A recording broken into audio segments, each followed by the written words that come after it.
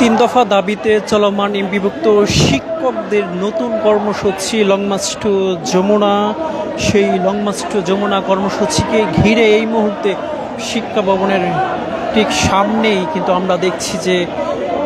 শিক্ষকদের এই লং মার্চকে কিন্তু আটকে দেওয়া হয়েছে পুলিশের পক্ষ থেকে এবং শক্ত একটি ব্যারিকেড কিন্তু তৈরি করা হয়েছে এবং আমরা দেখছি সেই ব্যারিকেডের সামনেই কিন্তু শিক্ষকরা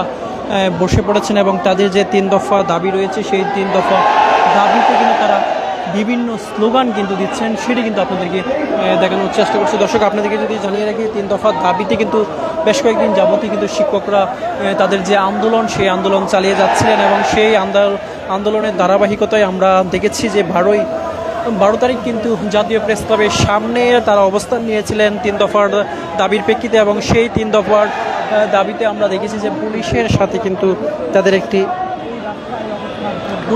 তাদের যে একটি সংঘর্ষের ঘটনা ঘটেছিল এবং সেই ঘটনায় কিন্তু পুলিশের পক্ষ থেকে সাউন্ড গ্রেনেড এবং টিয়ার শেল নিক্ষেপ করে কিন্তু পুলিশ শিক্ষকদের যে জনসমাগম সেটি কিন্তু একেবারেই কিন্তু গুড়িয়ে দেওয়া হয়েছিল এবং এই ঘটনায় কিন্তু বেশ কয়েকজন শিক্ষক কিন্তু গুরুতর আহত হয়েছিলেন এবং এরপর পরেই কিন্তু আমরা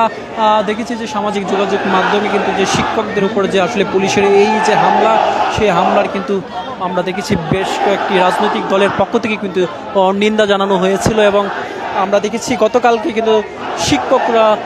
কেন্দ্রীয় শহীদ মিনারে কিন্তু তারা অবস্থান নিয়েছিলেন এবং আজকে সকালে তাদের দুপুর 12টায় কিন্তু তারা যে লং মার্চ টু সচিবালয় যে কর্মসূচি সেটি দিয়েছিলেন এবং তার পরবর্তীতে কিন্তু আমরা দেখেছি যে বিকেলে এসে কিন্তু তারা আবার তাদের এই যে নতুন কর্মসূচি সেটি কিন্তু পরিবর্তন করে কিন্তু লং মার্চ টু যমুনা কর্মসূচি তারা দিয়েছেন এবং সেই লং মার্চ টু যমুনা কিন্তু আমরা কর্মসূচিকে কিন্তু আমরা দেখেছি যে কেন্দ্রীয় শহীদ মিনার থেকে কিন্তু তাদের যে লং মার্চ সেটি কিন্তু হাইকোর্ট এবং শিক্ষা ভবনের সামনে কিন্তু তাদেরকে ব্যারিকেড দিয়ে কিন্তু পুলিশের পক্ষ থেকে কিন্তু আটকে দেওয়া হয়েছে এবং পুলিশ এবং শিক্ষক যে এক ধরনের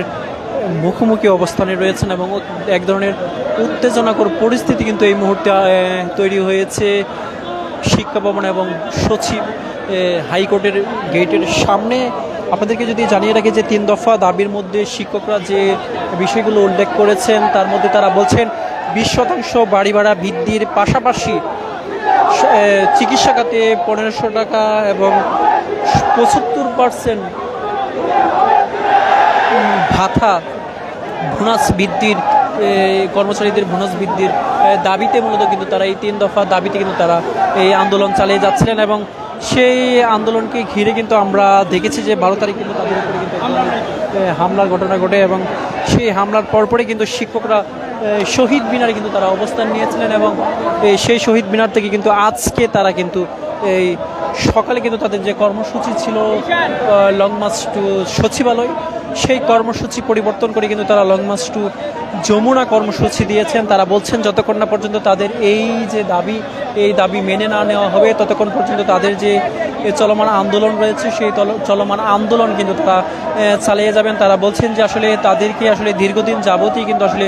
সরকারের পক্ষ থেকে বলা হয়েছিল তাদের এই সকল দাবি আসলে মেনে নেওয়া হবে, কিন্তু তারা বলছেন তাদেরকে মূলা ঝুলিয়ে রাখা হয়েছে এতদিন এবং তারা বলছেন যতক্ষণ না পর্যন্ত তাদের এই তিন দফা দাবি মেনে না নেওয়া হবে ততক্ষণ পর্যন্ত তারা কিন্তু আসলে এই আন্দোলন থেকে সরে যাবেন না এবং তারা কিন্তু কিছুক্ষণ আগেও কিন্তু তারা জানিয়েছেন যে আসলে শিক্ষা উপদেষ্টা সহ শিক্ষা সংশ্লিষ্ট যারা রয়েছেন সচিবালয়ে তাদেরকে তারা বয়কট করেছেন। তারা বলছেন যে তারা মূলত তাদেরকে বিভিন্ন আশ্বাস দেখিয়ে কিন্তু তাদের যে আশ্বাস দেখে কিন্তু আসলে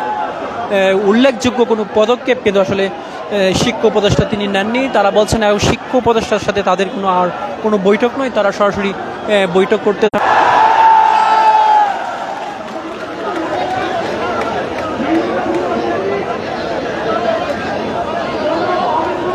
তিন দফা দাবিতে এমপিভুক্ত শিক্ষকদের যে চলমান আন্দোলন সেই আন্দোলন কিন্তু এই মুহূর্তে শহীদ মিনার থেকে তাদের যে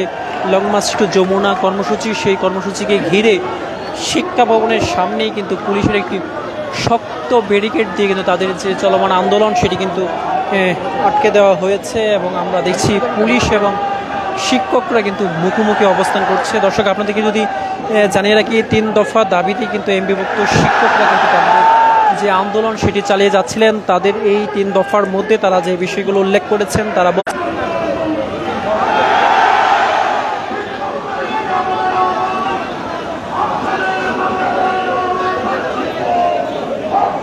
তারা বারবারই যে বিষয়টি বলছিলেন, তাদের যে 3 দফা দাবি রয়েছে, সেই 3 দফা দাবি যতক্ষণ না পর্যন্ত মেনে না নেওয়া হবে ততক্ষণ পর্যন্ত তাদের যে চলমান আন্দোলন রয়েছে সেই আন্দোলন তারা চালিয়ে যাবেন এবং তারা 3 দফার মাঝে তারা